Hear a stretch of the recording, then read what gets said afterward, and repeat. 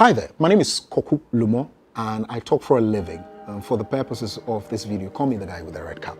And I'm excited about it, but that's just by the way.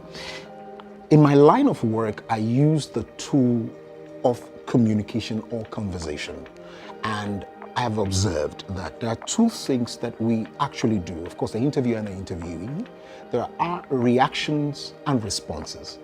Whereas reaction is a bit automatic and irrational, you find responding a bit thoughtful and, if you like, deliberate. I choose responses or responding to issues. The reason is that within the four endowments that we all have, independent will, conscience, self-awareness, and creative imagination, it all has to culminate in how you react or respond. So if you're going after an issue, ask yourself if it fits in these four endowments and whether or not you're going to use it for the better of humanity. Look, the sheer volume of knowledge can be likened to a double-edged sword. It could bring enlightenment or, better still, deception. And we must be careful. I chanced on this video of this man who definitely had an opportunity to share with the world what is the truth and what is the lie, but chose to obviously pick thoughts from the Archbishop and, of course, the phenomenon of exchange of swords, which of course happened at one of the events at Impact, an event that is hosted by the Action Chapel International. The reason why we associate Duncan with Freemason is because he comes from a family of Freemasons. His own biological father. I'll do a video and then I'll post the testimony of Duncan Williams' biological father, explaining that he is a Freemason, or he was, whatever the case may be, but he is a Freemason. So now Duncan comes and then he starts practicing rituals. The point is, it is okay for him to talk about it. But who is this man? Is he part of a culture, a kingdom culture?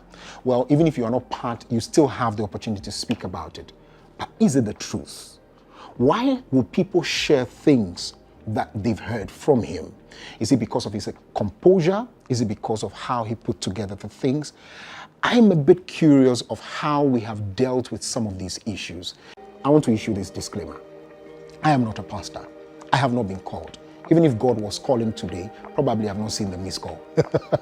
But the point is, I read. And so before I go out there to say anything, I will definitely read about it and ask whether or not it is true. And that's a culture we need to bring to bear. This is why I titled this, Exposing the Lies About the Archbishop's Swords. It's going to be in 4 parts. The very first part will be with Reverend Anayao Bafobole.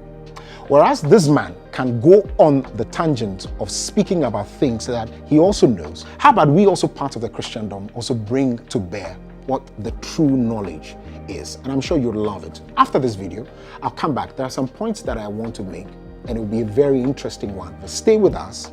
I will return shortly after Reverend Anayao speaks. I would like to just share a few thoughts on the symbolism of swords used in the regalia of bishops during their investiture and coronation, as it were. You know, it has a historical antecedent steeped in the medieval era of church history.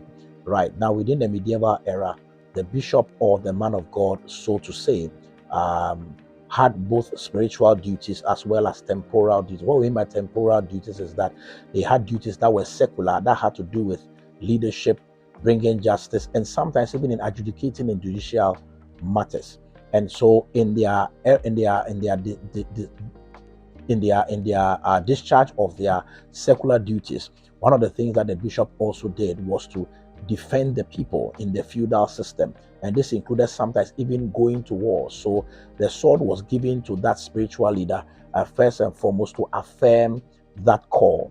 Again, also it was used symbolically to show that the bishop was the defender of the faith, was a defender of the faith and the truth of the gospel. He had to stand against heresy and to fight, and that symbol of fighting and warring, for that matter, was demonstrated also in the symbolic carrying of the sword. Again, also, it was representative of martyrdom, and that bishop, in his quest to fight to establish the faith, was willing to die by the sword and for his life even to be on the line so that the faith will be defended and will be properly and appropriately established.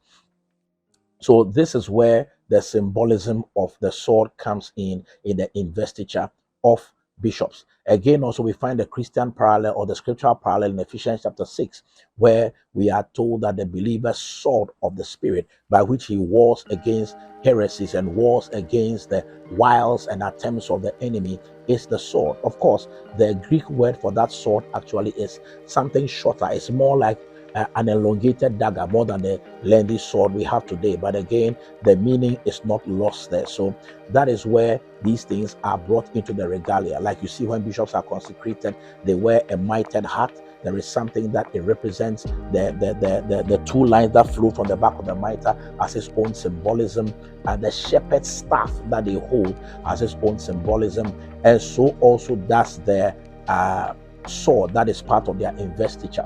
So when you see a man of God or a bishop being presented with something of the like, it is not a ritualistic initiation.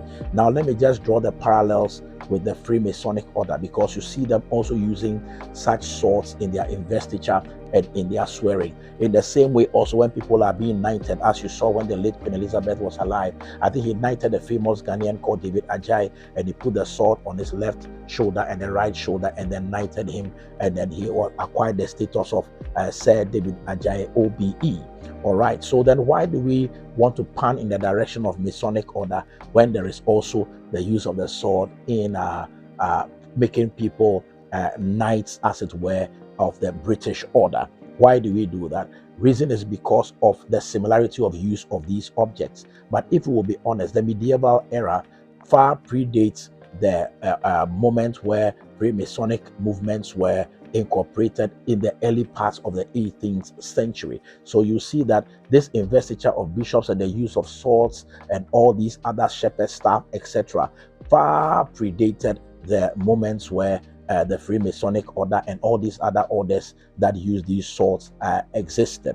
Okay, so I think it is just speculative. When you see some of these things, it is a knowledge problem. Oftentimes when people are articulating some of these uses, because they are not well researched. Information abounds in this age. Just key in the information, go study, go learn, and you realize that it is not exactly the case. And again, you need to understand that there are symbolisms that actually overlap across belief systems. Again, like you see if you study the ancient Egyptian mythology and religions, you will see that they also have their own trinity, where there is actually the god, the gods, I think the sun god, his wife, and then their beloved son, which very much mirrors the Christian Trinity. So there are people who will tell you that it is a copied Egyptian religion. Having similarities does not mean another is a product of the other or is one and the same thing. Again, when you read about Sumerian history, you will see that they speak of the Anunnakis as their gods. And interestingly, all civilizations tend to have a story that resonates with the great flood that we have in our Bible concerning Noah's time. You understand? So please let us be very careful in drawing certain conclusions without necessarily doing our homework and our research well. Sometimes sensationalism sells. We see these things and we jump on it, we condemn and we rail at people, and we want to damage hard-won reputation of people, which I think it is in error. So let us research some of these things. These are symbols and tokens. Of course, in our modern era, the bishop does not exercise any such temporal role, but again, his duty in terms of the defense of the faith and fighting against heresy and apostasy, and for the sanctity and preservation of the belief to which he has sworn to give himself to as a bond servant of God, are still duties that he exercises, and for which reason some of these symbols are incorporated in investiture and so on and so forth. So it is very good that we have that understanding, so that we don't confuse ourselves and move into so much confusion.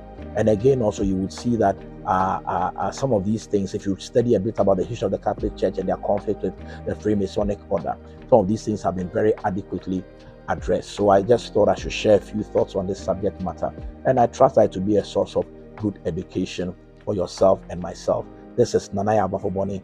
I'm the head pastor of the Eagles Network International Ministry in East Adenta. And I'm very glad that I had the opportunity to share these thoughts with you. Remain blessed. And that's Reverend Nanaya Bafuboni. Thank you very much for watching this video. If you watched it to this point, I'm sure you have been enlightened. Hey, Rasta, it's good to have perspectives from you, but of course, always make sure that legally and morally it stands this test as well.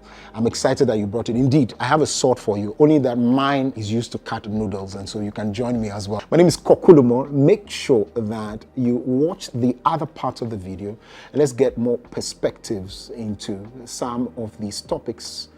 I'm the guy with the red cap, and I'll see you soon.